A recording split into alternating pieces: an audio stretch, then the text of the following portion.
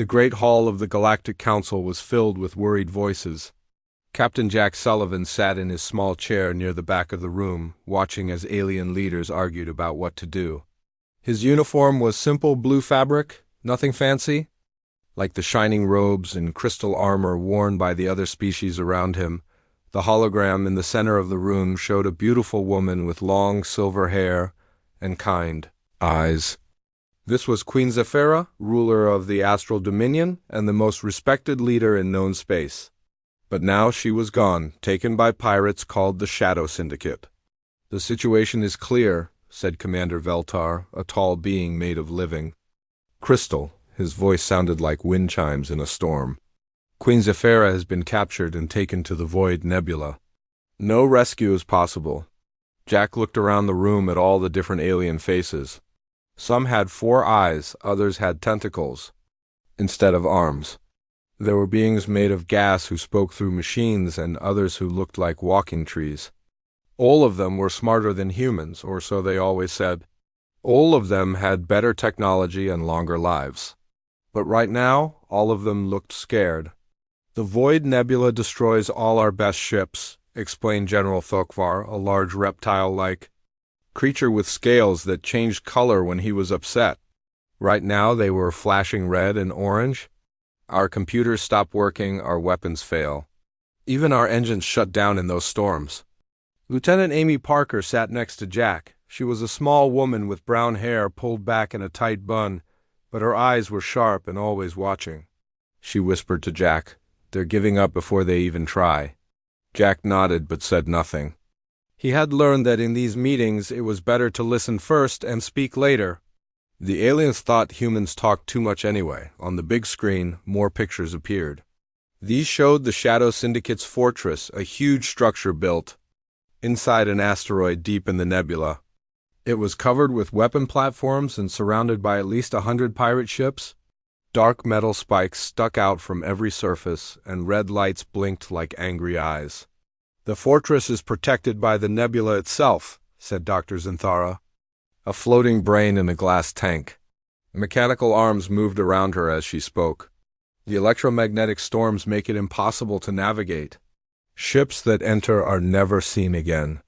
The pirates chose this location because they knew no one could reach them." "But we have to try," said Princess Karel of the Feathered Worlds. Her blue and gold wings fluttered with emotion. "Queen Zephyra has helped all of our worlds. She stopped 3 wars and saved millions of lives. We cannot abandon her." "Emotion will not change the facts," replied Commander Veltar coldly. "Mathematics does not lie? The chance of success is less than 3%. The chance of losing our entire rescue fleet is 97%. Logic demands we find another solution." "What other solution?" Princess Carolin's wings spread wide with anger. "The Shadow Syndicate wants half the wealth of the inner worlds for her return.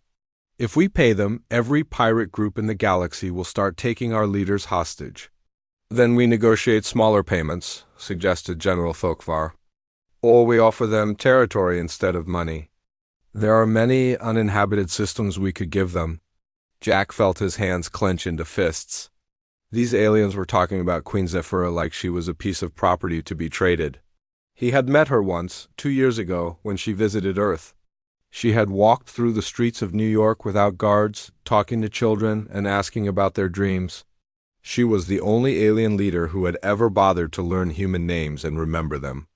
"The Queen would not want us to reward criminals," said Princess Corellin, "but sending ships into the Void Nebula is suicide. Our best admirals have studied the problem for hours. There is no tactical solution." Dr. Zinthara's mechanical arms moved faster as she accessed more data. The nebula extends for 12 light-years in all directions. The electromagnetic interference is caused by exotic matter left over from an ancient supernova. No known technology can function properly within it. Ships must navigate by sight alone, but the cosmic dust clouds make that nearly impossible.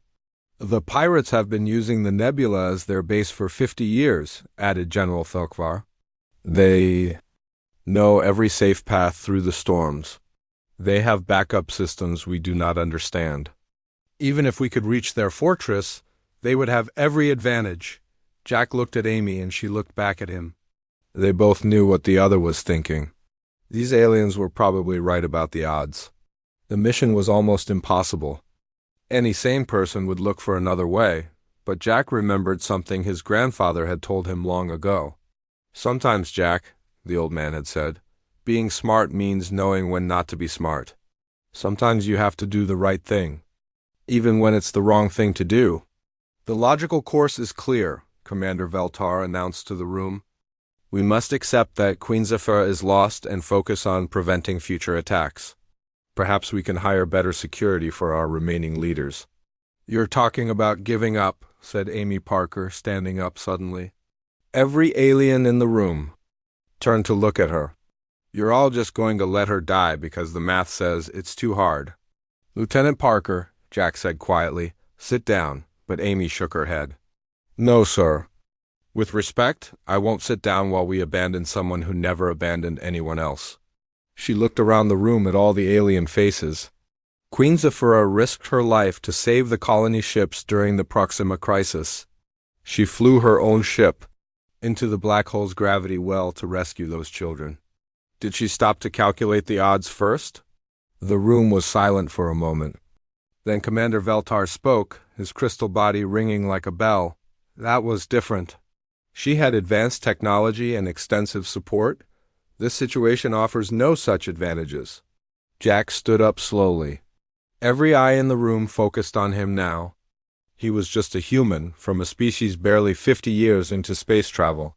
His ship was older and slower than anything else in the fleet, but right now, none of that mattered. We'll go, he said simply. The silence that followed was so complete that Jack could hear the air recycling systems humming in the walls. Captain Sullivan, said Dr. Zinthara, her mechanical voice filled with what might have been concern. You cannot be serious.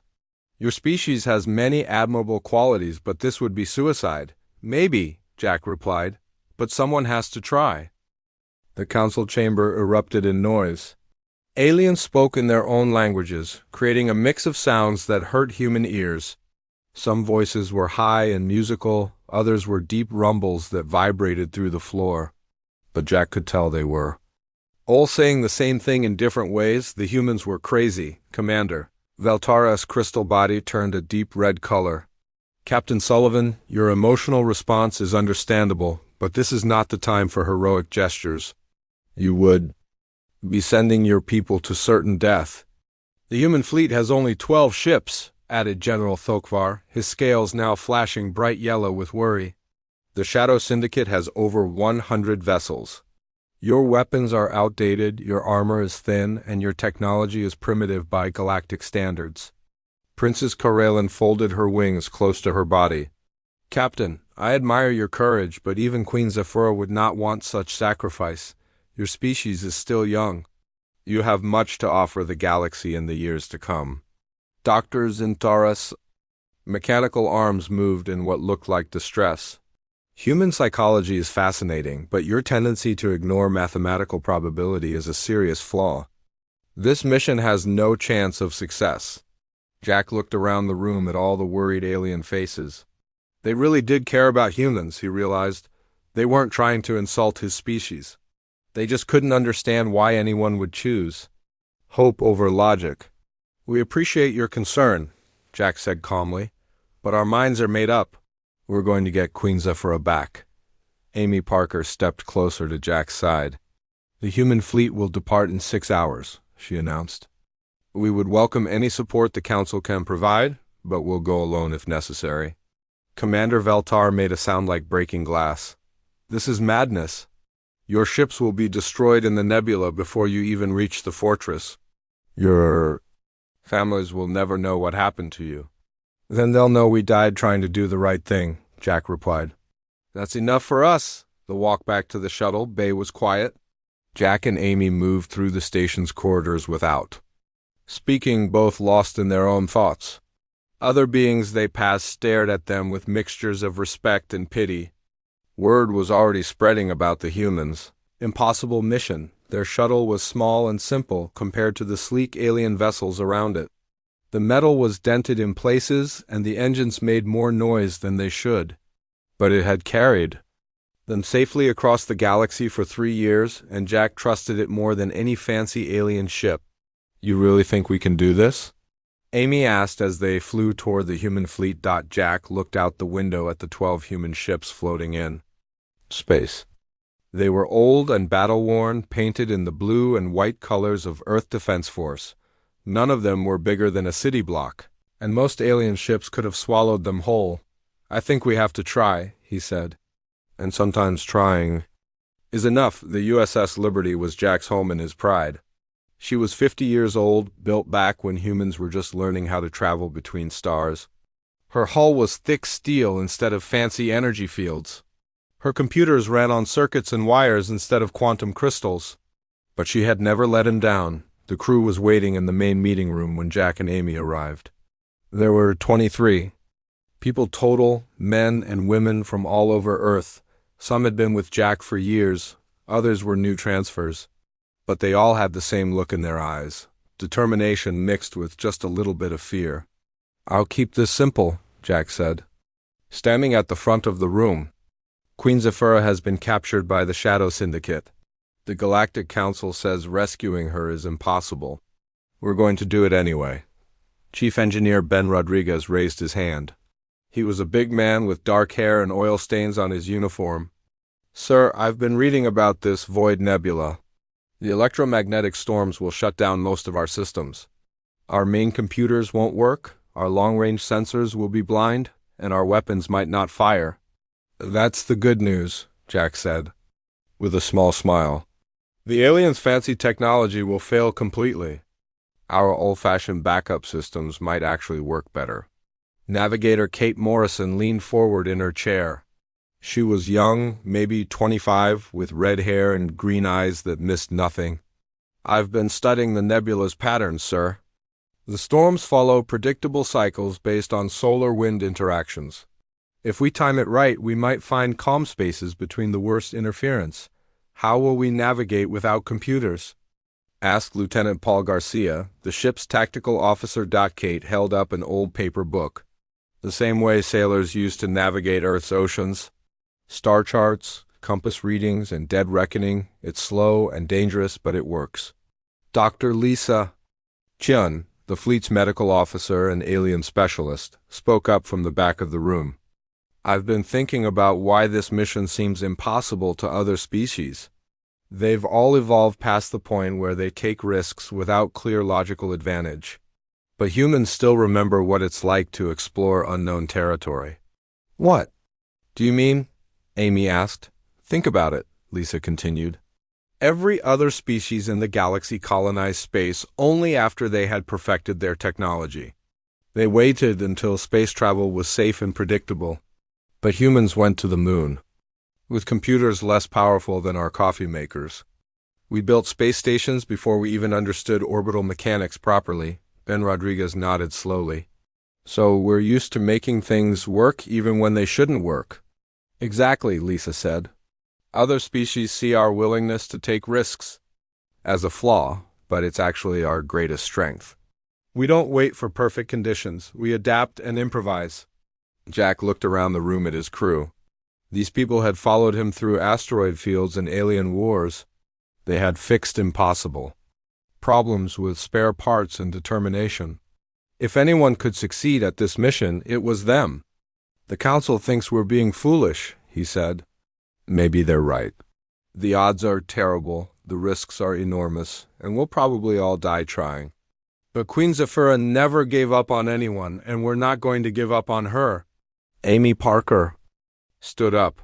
"How many ships do we have ready for departure?" "All 12, replied Commander Ryan Blake, the fleet's communication officer. "The crews are checking systems now. Everyone knows what we're facing, and everyone still wants to go." "Even Captain Steve Martinez?" Jack asked. Martinez was known for being very careful about risks. "Especially Captain Martinez," Ryan said with a grin. "He said someone has to keep the rest of us from doing anything too stupid." Jack felt a warmth in his chest that had nothing to do with the ship's heating system. This was why humans had earned their place among the stars. Not because they were the smartest or the strongest, but because they cared about each other. "All right then," he said. "Let's go save a queen." The crew began to leave, heading to their stations to prepare for departure. But Amy stayed behind. With Jack. "Sir," she said quietly, "what if the council is right? What if this really is suicide?" Jack looked out the window at the stars beyond. Somewhere out there, Queen Zephyra was waiting for rescue that might never come, but it would come, he decided. Because that's what humans did.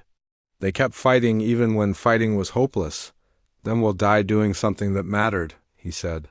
"And maybe that's not such a bad way to go." The edge of the Void Nebula looked like a wall of purple and black clouds stretching across space. Lightning flickered inside the massive storm, and strange colors swirled in patterns that hurt to look at for too long. Jack stood on the bridge of the USS Liberty, watching as his 12 ships formed the line behind him. "All ships report ready, sir," said Commander Ryan Blake from his communication station. "Captain Martinez says his engines are running a little hot, but he can keep up. Navigator Morrison, how does it look?" Jack asked.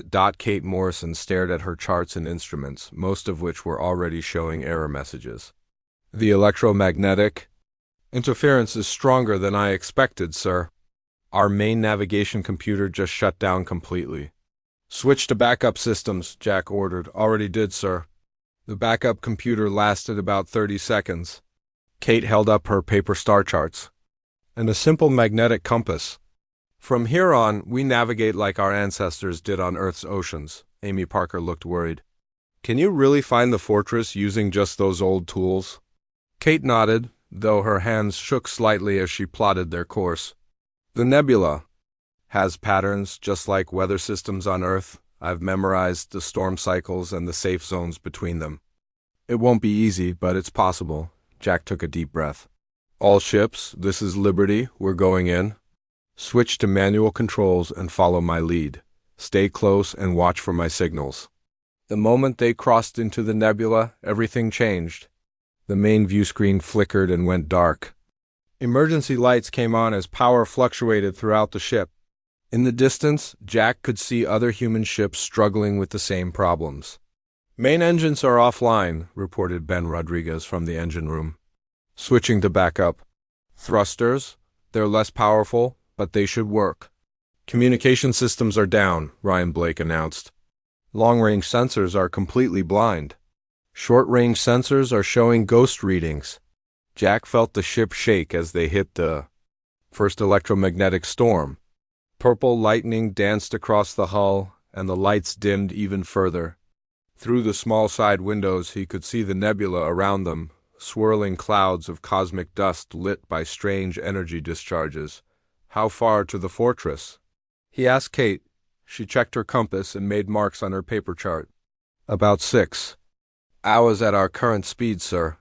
But we'll have to navigate around 3 major storm systems." Behind them, the other human ships were adapting to their new situation. Jack watched through the windows as Captain Steve Martinez's ship, the USS Portland, switched on its external lights and began flashing a message in Old Earth Morse code. Other ships responded with their own light signals. "They're asking for navigation updates," Amy translated, reading the flashing lights. "Tell them to maintain formation and follow our heading," Jack replied. The next few hours were the hardest any of them had ever experienced. The ships moved slowly through the nebula, guided only by Kate's calculations and the dim light from distant stars. Twice, they had to change course to avoid massive storm systems that would have torn their ships apart. Far ahead, in a fortress built into an asteroid, Queen Zephyra sat in her cell watching the impossible. Through the small window, she could see lights moving through the nebula ships that should not exist in this place where all technology failed. "How many vessels approach?" asked Syndicate Lord Vexron, a thin alien with metal implants covering half his face. His remaining organic eye glowed red with anger and fear. "Unknown, my lord," replied Captain Scraw, a 4-armed creature covered in black scales. "Our sensors cannot penetrate the nebula interference, but we count at least 10 distinct light sources moving in formation." Vexron stared at the approaching lights with growing disbelief. What species would be foolish enough to enter the nebula? Don't they know it means certain death? The ships appear to be using primitive light signals for communication, Skra reported. This suggests their main systems have failed, but somehow they continue to navigate. Queen Zephyr pressed closer to her window. She recognized those navigation patterns, careful, methodical movements that reminded her of ancient sailing techniques. Only one species in the galaxy still remembered such methods. Humans, she whispered to herself, feeling hope for the first time since her capture. Back in the nebula, the human fleet was paying a terrible price for their journey. The USS Denver, commanded by Captain Lisa Grant, hit an unexpected electromagnetic pocket and lost all power. Jack watched helplessly as the ship drifted into a massive storm system, disappearing in purple lightning and cosmic fire. "We've lost the Denver," Ryan Blake reported, his voice tight with emotion. No response to light signals. 2 hours later, the USS Phoenix suffered engine failure while trying to navigate around a gravity anomaly. The ship broke apart under the stress, its crew lost in the swirling darkness of the nebula. "That's 2 ships down," Amy said quietly. "Should we send rescue teams?" Jack shook his head, though it broke his heart to do it. "We can't stop now. The best way to honor their sacrifice is to complete the mission." The third loss came when the USS Dallas, Captain Mike Chun commanding, collided with a piece of invisible debris that their failing sensors couldn't detect. The ship's hull was breached, and despite Ben Rodriguez's desperate attempts to coordinate a repair from the Liberty, they had to abandon her. "Transfer the Dallas crew to other ships," Jack ordered. "We leave no one behind." The rescue operation cost them another hour, but every member of the Dallas crew was saved and distributed among the remaining 9 ships. Jack was proud of how his people worked together, even in the face of disaster. "Storm clearing ahead," Kate announced. "I can see open space beyond this interference zone." As they emerged from the worst of the electromagnetic storms, the human ships got their first clear view of their destination. The Shadow Syndicate fortress was even larger than the Council's pictures had shown. It was a massive structure built into an asteroid the size of a small moon, covered with weapon platforms and surrounded by a fleet of sleek black ships. "How many enemy vessels?" Jack asked. Amy counted the ships on her binoculars. "At least 80. Sir, maybe more hidden behind the asteroid." "And we have 9 ships left," Jack said. "I like those odds." Amy stared at him. "Sir, those are terrible odds." Jack smiled for the first time since entering the nebula. "Amy, if the odds were good, they wouldn't need humans to do this job." Inside the fortress, alarms were beginning to sound. Syndicate pirates ran through corridors, preparing weapons and calling for reinforcements. Lord Vexron stood in his command center, watching the approaching human ships with a mixture of fear and fascination. "How is this possible?" he demanded. "No one has ever navigated this deep into the nebula. Our base was chosen because it was unreachable." Captain Skra's 4 arms moved nervously over his control panels. "The ships are primitive, my lord. Their technology is hundreds of years behind galactic standards, but they continue to advance despite suffering heavy losses." Vexron studied the small human fleet on his screens. 9 tiny ships against his mighty fortress and vast fleet. It should have been laughable. Instead, he felt something he had not experienced in decades: genuine fear. What manner of beings continue fighting when defeat is certain? He asked. Queen Zephyra, still watching from her cell, smiled for the first time since her capture. She knew exactly what manner of beings they were. They were humans, and they had come to take her home. The Shadow Syndicate fleet moved into attack formation as the human ships approached. 80 sleek black vessels surrounded the asteroid fortress like a swarm of angry insects.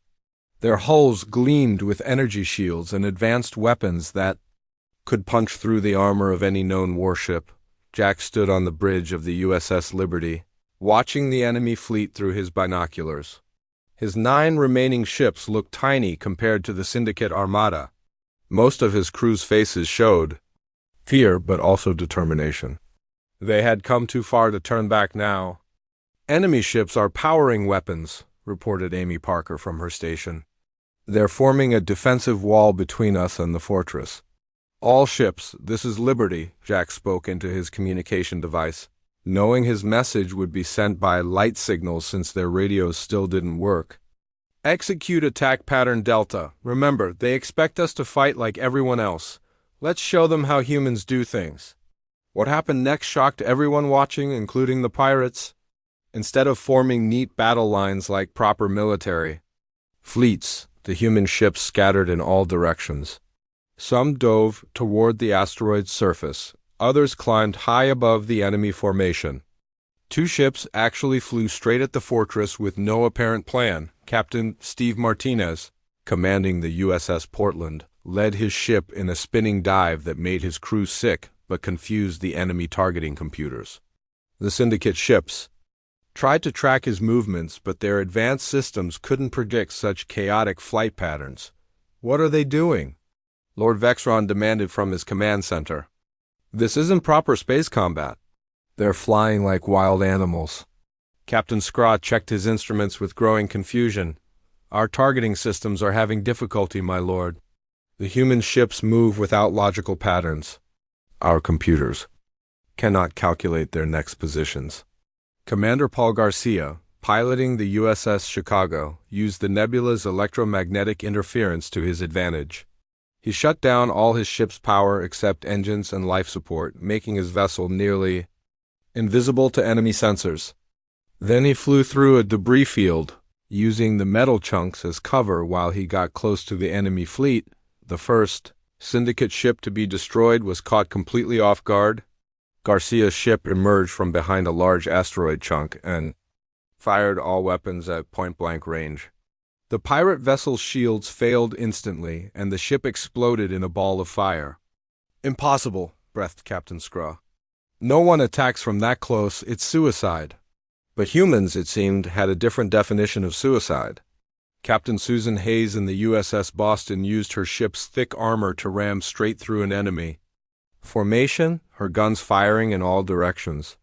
Her ship took heavy damage, but she destroyed 2 pirate vessels and scattered 6 others. Jack watched the battle unfold with growing pride.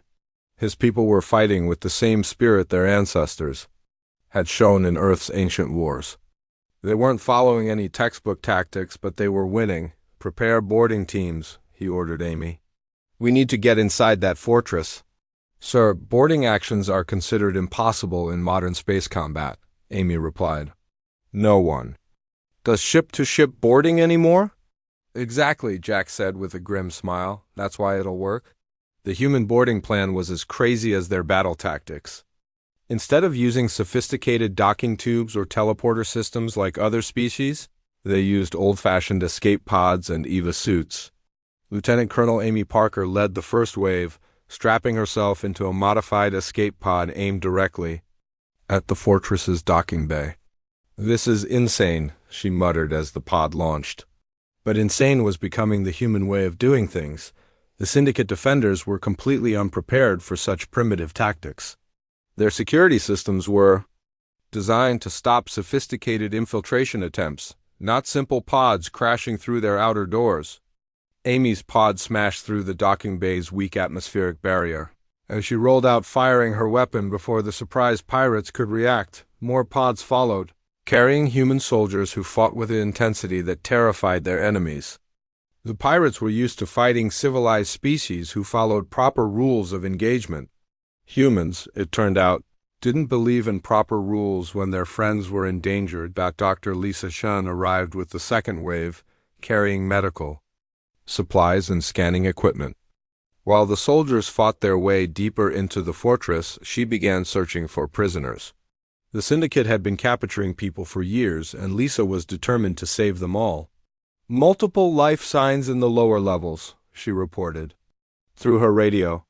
At least 30 prisoners, including some who match alien physiological patterns. Back in space, the battle was going better than anyone had expected, but the cost was terrible. The USS Miami, Captain Robert Silva commanding, sacrificed herself to destroy the fortress's main defensive platform.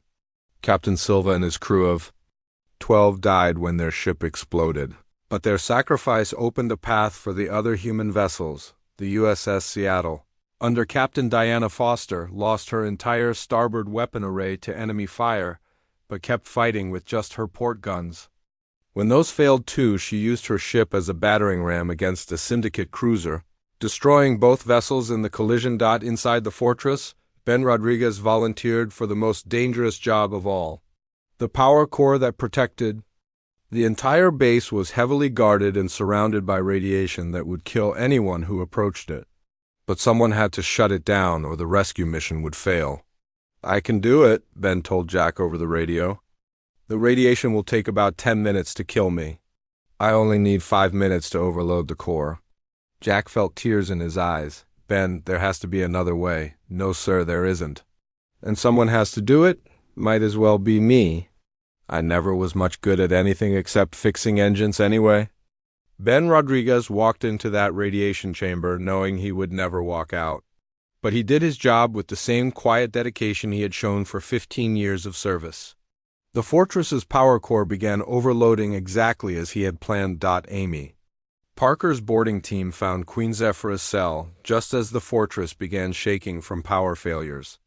The Queen was weak but alive, and her first words were about the human casualties. "How many of your people died for me?" she asked Amy. "Too many," Amy replied honestly. But they knew what they were fighting for.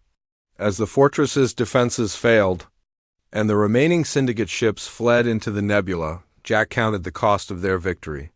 Of 12 ships that had entered the Void Nebula, only 3 were still capable of flight. Hundreds of brave men and women had given their lives, including friends Jack had known for years, but they had done the impossible. Queen Zephyra was free, and the Shadow Syndicate's main base was destroyed. Most importantly, they had proven that sometimes being foolish enough to care was more powerful than any advanced technology. "All ships, this is Liberty," Jack broadcast as they prepared to leave the nebula. "Mission accomplished. We're bringing the Queen home."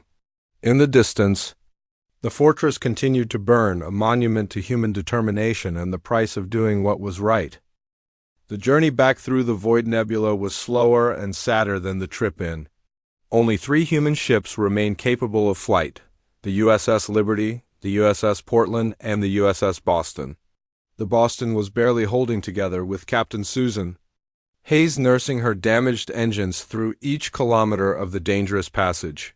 Queen Zephyra sat in the Liberty's small medical bay, where Dr. Lisa Chun was treating her injuries from weeks of captivity. The Queen's silver hair was dirty and her elegant robes were torn, but her eyes still held the same kindness that had made her beloved across the galaxy. "How many ships did you lose?" she asked Jack when he came to check on her condition. Jack hesitated for a moment. "9 ships, Your Majesty." "Over 400 crew members." Queen Zephyr closed her eyes and was quiet for a long time. When she opened them again, there were tears on her cheeks. 400 people died for 1 person. "I do not understand how your species calculates such mathematics." "We don't calculate it," Jack replied honestly. "We just do what feels right." "But why?" the Queen asked. "You barely know me. Your species has only been part of the galactic community for 50 years.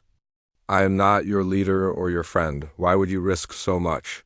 Amy Parker, who was standing nearby, answered before Jack could speak. "Because you never gave up on anyone, Your Majesty. When the Proxima colonies were dying from the plague, you brought medicine even though your own people said it was too dangerous. When the Centauri refugees needed homes, you opened your worlds to them even though your advisors said it would cost too much." "That was different," Queen Zephyra said. "Those were logical decisions that helped many people." "No, they weren't," Jack said gently. "They were choices made with your heart, not your head." "Just like ours." The Queen stared at him for a moment, then smiled for the first time since her rescue. "Perhaps humans and I are not so different after all." The trip back to the Galactic Council took 6 days. Word of the rescue had already spread throughout known space, carried by quantum communication networks that worked even in the nebulas. Interference. When the 3 battered human ships finally arrived at the Council station, they found hundreds of alien vessels waiting for them.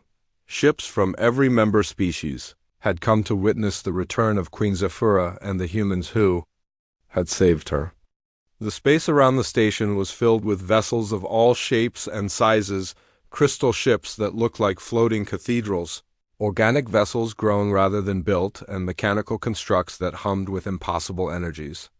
"Incoming message from the council station," reported Ryan Blake. "They're requesting permission to come aboard and welcome Queen Zephyra." "Tell them the Queen is tired and needs rest," Jack replied. "We'll dock normally and follow standard procedures." But there was nothing standard about their arrival. As the Liberty approached the docking bay, thousands of beings lined the observation windows to watch. Some held signs written in human languages, others played music that honored the dead. The entire station seemed to vibrate with emotion. Commander Veltar was waiting in the docking bay when they emerged from their ship. The crystal being's body was glowing with colors Jack had never seen before, deep blues and golds that seemed to indicate respect and gratitude. "Captain Sullivan," Veltar said, his voice ringing like church bells. The Council wishes to express our deepest appreciation for your actions. You have accomplished what we deemed impossible." "We had help," Jack replied, thinking of Ben Rodriguez and all the others who hadn't come home, "and we paid a price for it." "Yes," Veltar said sadly. "We have studied the records of your mission. The courage your people showed defies all logical understanding. We owe you a debt that cannot be repaid." Queen Zephyra stepped forward, still wearing the simple clothes Dr. Chun had given her. But despite her appearance, every being in the docking bay knelt or bowed in their species' traditional manner of respect. "My friends," the Queen said, her voice carrying clearly in the large space, "I stand before you alive because of the sacrifice of brave humans who barely knew my name." They asked for nothing in return except the chance to do what they believed was right. The formal ceremony took place in the main council chamber, where Jack had first volunteered for the mission, but now the room felt different. Instead of sitting in the back corner, the human delegation was given seats of honor near the front. The other species looked at them with new eyes, not as primitive newcomers, but as equals who had proven their worth. Princess Karellen was the first to speak. "Captain Sullivan, your people have shown us something we had forgotten. Sometimes the most logical choice is to ignore logic entirely." General Thokvar's scales were a deep, respectful green. "Human military tactics are unlike anything in our databases. You fight with your hearts as well as your minds. It is ... effective." Dr. Zinthara's mechanical arms moved in what Jack had learned was a gesture of admiration. "We have analyzed your mission extensively. By all mathematical models, you should have failed. Yet you succeeded through means we still do not fully understand." Queen Zephyra stood to address the council. "I propose that humanity be granted full membership in the inner circle of council leadership. They have earned the right to help guide our galaxy's future." The vote was unanimous. Every species agreed that humans deserved a voice in the most important decisions facing their civilization. Later, in a private ceremony attended only by the council's inner circle, Jack was promoted to admiral and given command of the new Galactic Rescue Service. His first act was to establish the Ben Rodriguez Memorial Training Center, where beings from all species could learn the human arts of adaptation and improvisation. "Admiral Sullivan," Queen Zephyra said as the ceremony ended, "your people call this mission foolish, but I believe you have shown us a new kind of wisdom." Jack thought about all the friends he had lost and all the impossible things they had accomplished together. "Your Majesty, sometimes being foolish is the smartest thing you can be. Sometimes you have to risk everything to save what matters most." "And what matters most?" she asked. Jack looked around the room at all the different species who had once thought humans were too primitive to matter. Now they were all listening carefully to his every word, trying to understand the secret of human success. "Each other," he said simply. "We matter to each other. And when someone is in trouble, you don't calculate the odds. You just go help them." The Queen nodded slowly. "Perhaps the galaxy has much to learn from human foolishness." Years later, when historians wrote about the rescue of Queen Zephyra, They would struggle to explain how such a small force had achieved such an impossible victory. The mathematics didn't work, the odds were all wrong. By every logical measure, the mission should have failed completely, but the historians missed the most important factor in their calculations. They forgot to account for the human heart and the strange power that comes from caring more about doing what's right than what's safe. The galaxy learned that day that sometimes the most foolish thing you can do is exactly what the universe needs most. And sometimes the best way to be smart is to be brave enough to be stupid.